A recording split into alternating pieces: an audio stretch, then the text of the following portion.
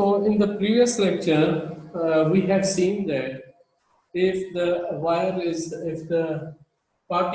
charge particle is moving in a magnetic field, as a resultant, the magnetic field will exert a force on the charge particle, and that force is depending upon the magnitude of the charge, velocity, and the direction of the field. So the force on the charge particle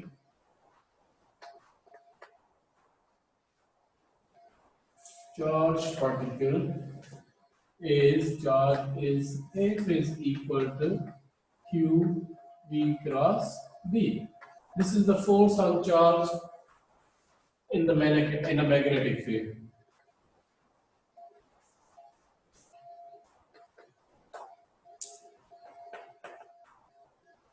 So this indicates that the force F, depending upon the magnitude of the velocity, depending upon the magnitude of the magnetic field, and depending upon the magnitude of the charge. So here this force F is equal to Q, V, B, and sine of angle theta. And theta is the angle between V and B. We call this force is the magnetic force on a charged particle when the charge is in a magnetic field. This is what we have discussed in our previous lecture. Then we have seen that if the particle is moved in the electric and magnetic field, again the particle will experience the force, and in this case the resultant force is known as a Lorentz force. So here, in the case of electric and magnetic field,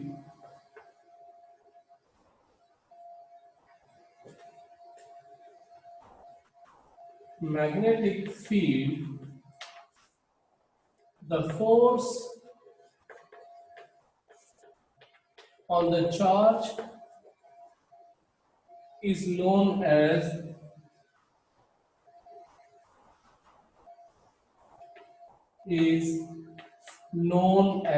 Lorentz force.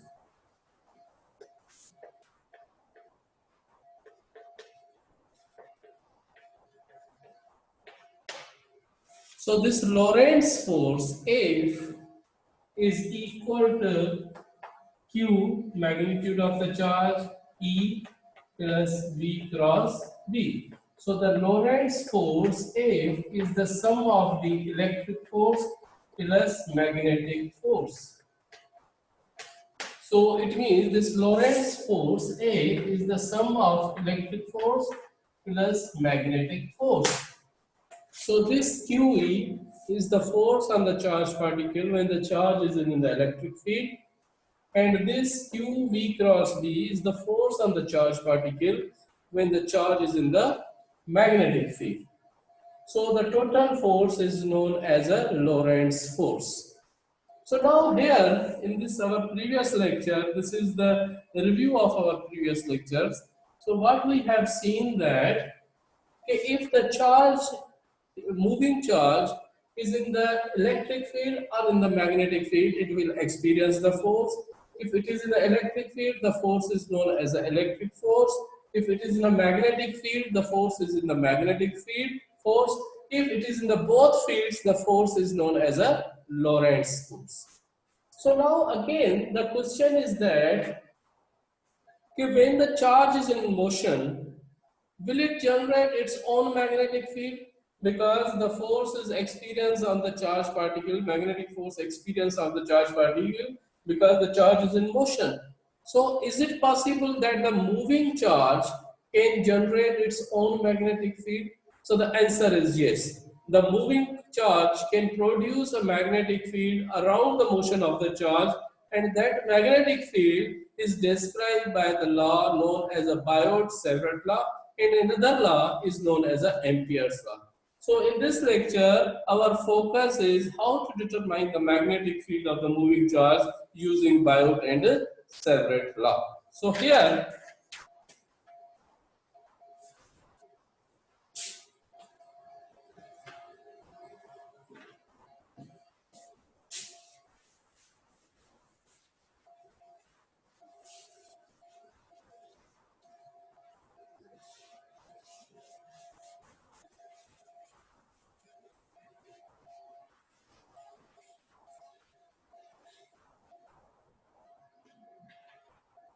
So here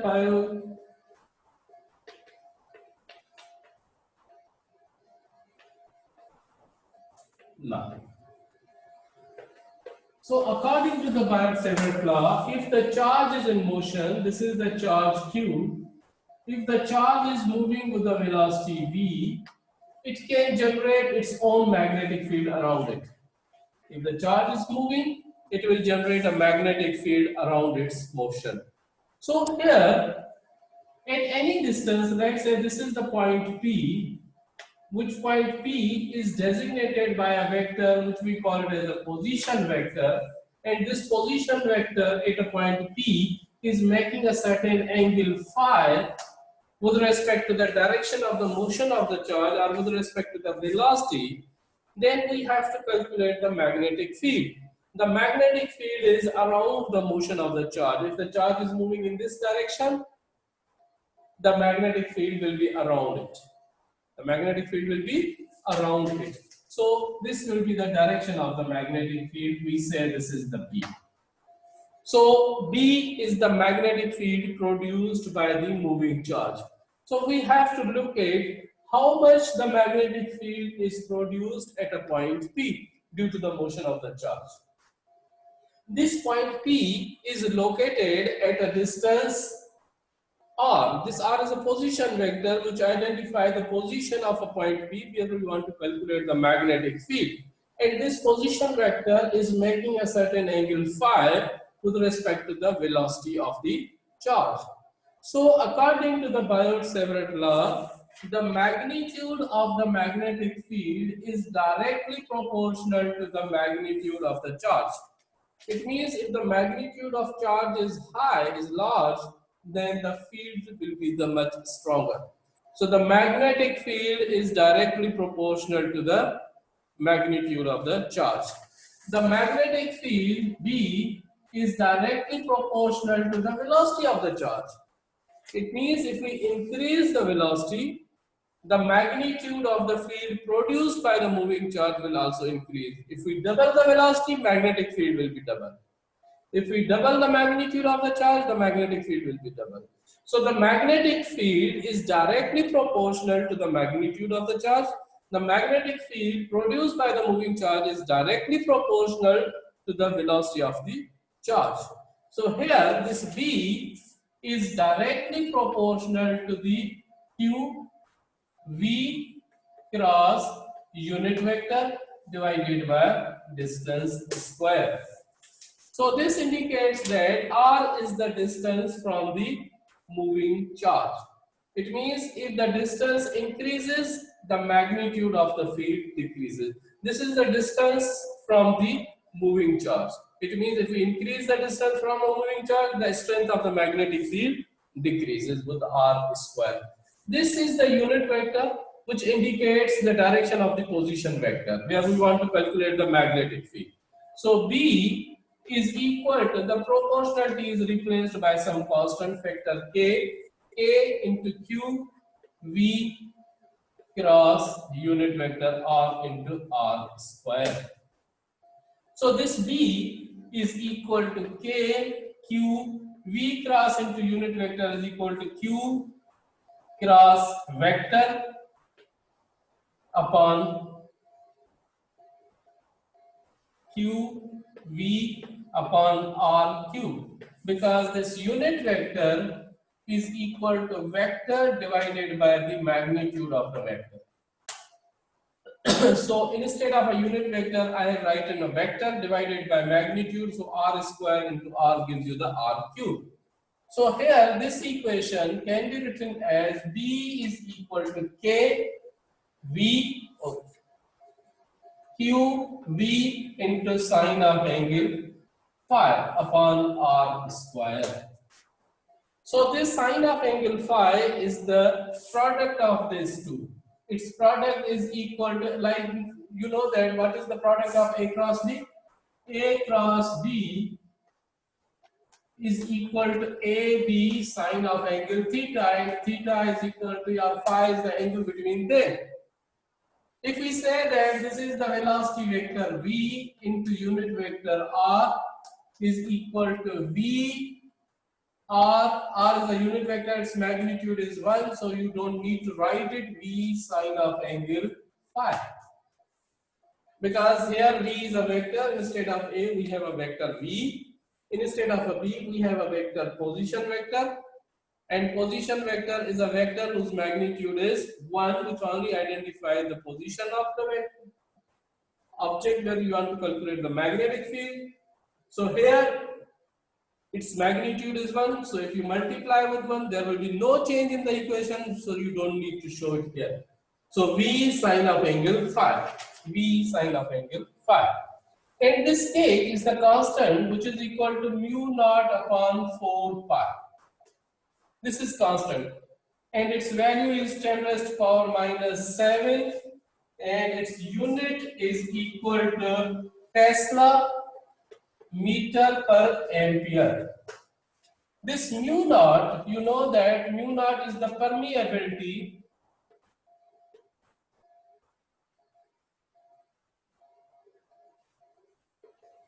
of the free space.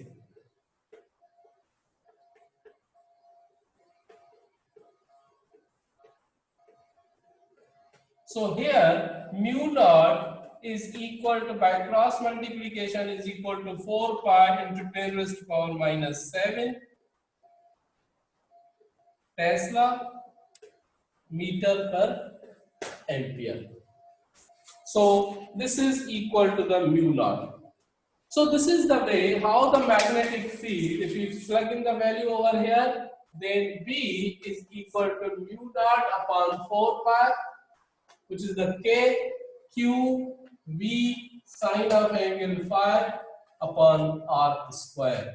So this is the magnitude of the magnetic field produced by the moving charge. This Q is the charge moving with the velocity V produces a magnetic field B. The strength of the magnetic field produced by the moving charge is depending upon the Q and V and etc. So now instead of a single moving charge, if we say that the current is moving in the wire, then what happens? So this what we have seen, its topic is the magnetic field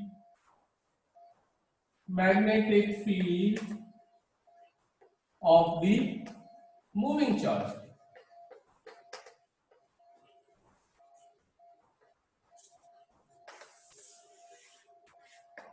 So now we have to see that the magnetic field produced by the current carrying wire.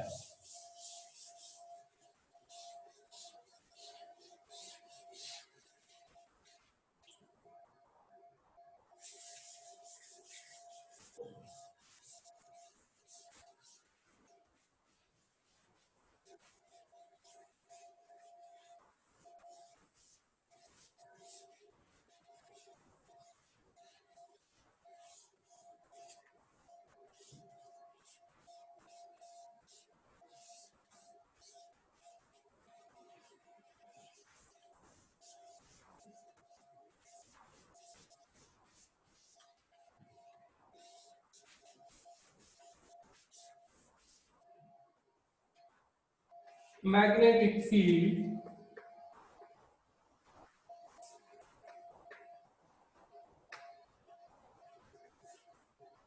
due to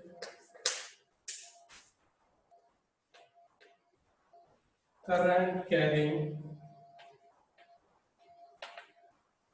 wire. If we say that this is the wire in which the current is flowing in this direction, I is the current flowing in the wire in this direction. What is the magnetic field? Let's say we are taking, this is the point B where we want to calculate the magnetic field B. What is the magnetic field over here due to this wire? It means we have seen that the magnetic field is produced all across the wire in this concentric circles. So here, this point P is, let's say, located at a distance R from the current carrying wire. And if we take a small displacement, this is the ds, in which the number of charges is dq, which is moving with a velocity v, then we say that the magnetic field at a point P, this is ds and this is angle phi. So we say that the dB, the magnetic field produced by the moving charge dq. It means the total charge is q and dq be the amount of charges within this small element. So within this small element, dq amount of charges produces the magnetic field dB. So this dB is directly proportional to dq. It means amount of charges within this multiplied by the velocity of this charges. So dV is equal to some constant k multiplied by dq moving with the velocity v into unit vector r over r square. So this is dV is the magnitude of the magnetic field due to these charges moving with velocity v. And you know that what is the velocity? Velocity is equal to distance upon time. So this is dq. The charge is moving in a small distance ds per unit time.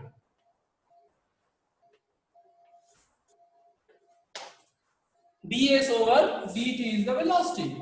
So dq over dt is the current. So we have transformed this equation of the charge in the form of the current. Because now the charges are moving in the wire. This is not a single charge which is moving in a space. This is the so many charges which is moving in the wire. Our rate of flow of charges is moving in the wire and we call it as a current. So we have to develop the relation using Biot-Savart law, in which the magnetic field B is not associated with charge but is associated with the current. The relation is same, the physics behind it is the same, just we have to transform the charge into the form of the current. So here this dB is equal to k is equal to mu naught over 4 pi into dq over dt is I into ds multiplied by unit vector upon r square. This equation can be written as dB is equal to mu naught over 4 pi I ds into r is equal to ds sine of angle phi, because the cross product of these two vectors is again ds into unit vector. You don't need to write it, its magnitude is 1 upon r square. So this is the magnetic field produced, because here ds over dq over dt is equal to r, dq over dt is equal to I, current. So here dB is equal to this. This is the magnetic field produced by the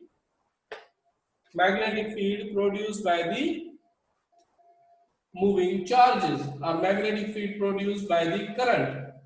So now we have to find out the total magnetic field. This is the magnetic field produced by this segment, small segment. In order to calculate the total magnetic field, we have to, this is the continuous symmetry. So for the continuous symmetry, we have to add up all these things in the form of the integral. So the total magnetic field produced by the current in the wire, total magnetic field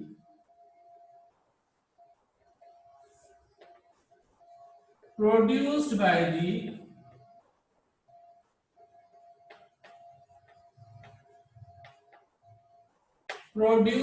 the current carrying wire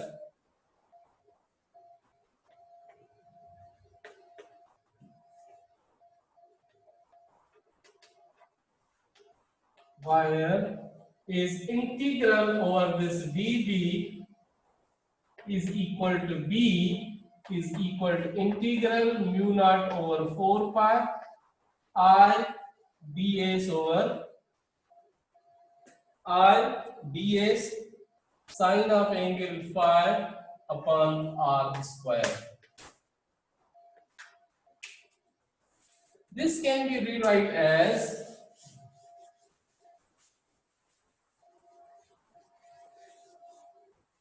So here this equation can be rewrite as B is equal to mu naught over 4 pi is a constant which can be taken out from the integral.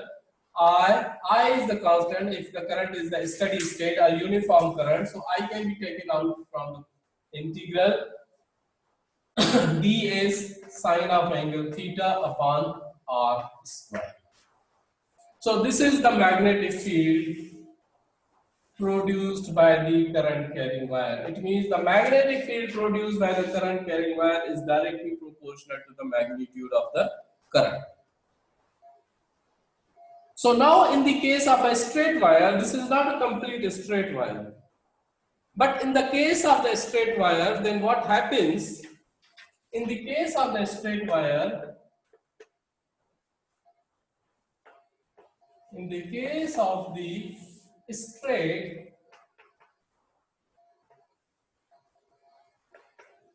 wire, this is the straight wire here. The current is flowing in this direction I, and we want to calculate the magnetic field over there. And if we take this small displacement is a ds, or we may call it as a dz. Here its vector is a vector r, which is defined the unit vector which identifies the magnetic field direction dB. So here this is, let's say, this is the z distance, this is the r distance, this distance is a d. From the wire to the point, horizontal distance is d. This is the angle phi. Okay.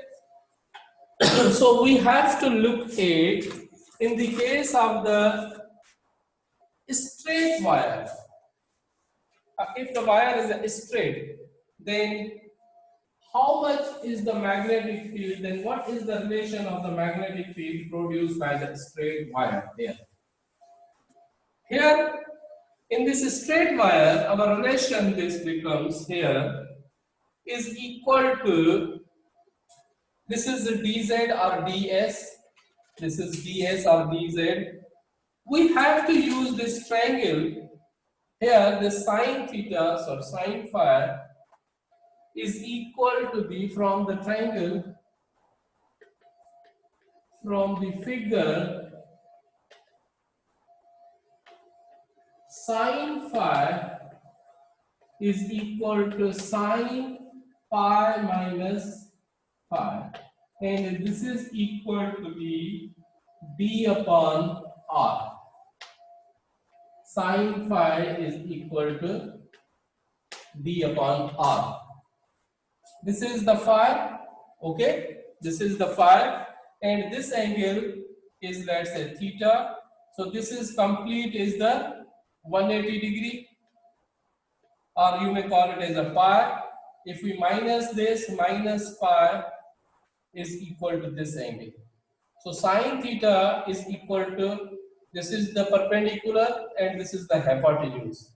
So the perpendicular upon hypotenuse is the sine theta. So here sine phi is the perpendicular upon hypotenuse. So therefore this equation B is equal to the mu naught I over 4 pi integral ds upon r square. Ds may be written as a dz upon, because it is along z axis, upon d upon r, because sine theta is equal to d upon r. I've just plugged in the value of sine theta, which is equal to d upon r. So now this r can be converted into the, look here, this is the r, this distance is the variable, this may be the r, this may be the r, this may be the r. So this r can be rewrite as, this is the triangle now, and we have to use the Pythagoras theorem. This is called the perpendicular, this is called perpendicular, this is base, this is hypotenuse. So according to the Pythagoras theorem, hypotenuse square r square is equal to the base square plus perpendicular square. So this R is equal to Z square plus D square power 1 by 2. So here R cube is equal to Z square plus D square power 3 by 2. Here the length of the wire is L. Total length is L. And this is the center. This is the center. We call it as a 0. So this can be written as minus L by 2 to plus L by 2. So here the limits of the integration of the wire varies from minus L by 2 to plus L by 2. These are the limits of the integration. So now in this case here the equation becomes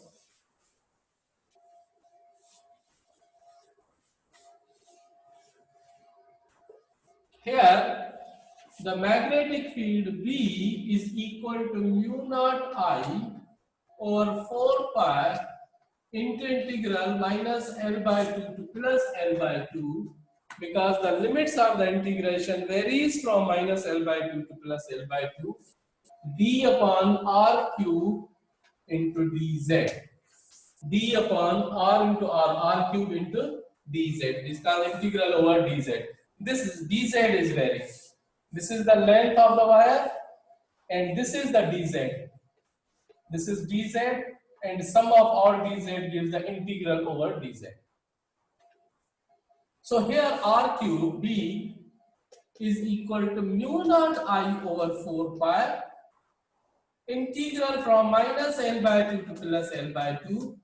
Substitute the value of r cube and this is the value of r cube. You have to put it the value of r cube here. So this is d upon r cube is equal to z square plus d square power 3 by 2 into dz. So now we have to integrate it. This is to be integrated. If we integrate it, its result is, I'm writing it here in this direction.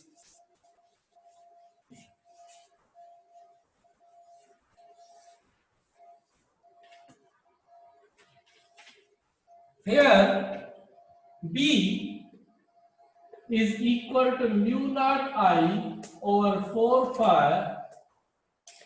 The result of this integration gives rise that its solution is given is equal to z upon z square plus d square power 1 by 2 and this is equal to b, and substitute the limits from minus L by 2 to plus L by 2. So here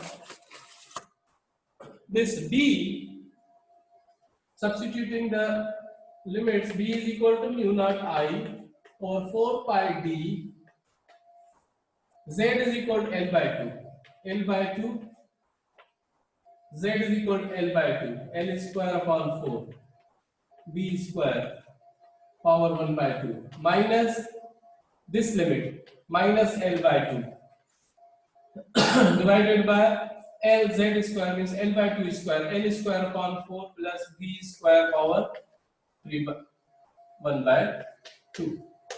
I've just substituted the values. This minus and to minus gives you the plus. So L by 2 and L by 2 gives you the L. So B is equal to mu naught I over 4 pi d into L divided by L square by 4 plus B square power 1 by 2. So this is the final result of the magnetic field produced by the straight current carrying wire. So it means in the straight current carrying wire, the magnetic field is again directly proportional to current. Now in the case for L is greater than D, it means the length of the wire is so long. If the length of the wire is so long, this distance is very small. If this distance is very, very small and length is very, very high, so in this case, what is the magnetic field here? In this case, L square upon 4 is greater than D square. So L square upon 4 plus D square is approximately equal to L square upon 4. So in this case, this equation becomes B is equal to mu naught I over 2 pi into B. Because this is equal to N upon 2, and then cancel, 2 is divided with this 4, it gives you the 2 pi into D. So the magnetic field produced by the current carrying wire, if the length of the wire is so long, the magnetic field is equal to this. So this is the final result of the magnetic field produced by the straight current carrying wire by substituting the condition that the length of the wire is very, very high, very, very large as compared to the distance, d. So this is the Biot and Savart law. The second law is the Ampere's law. So now, here,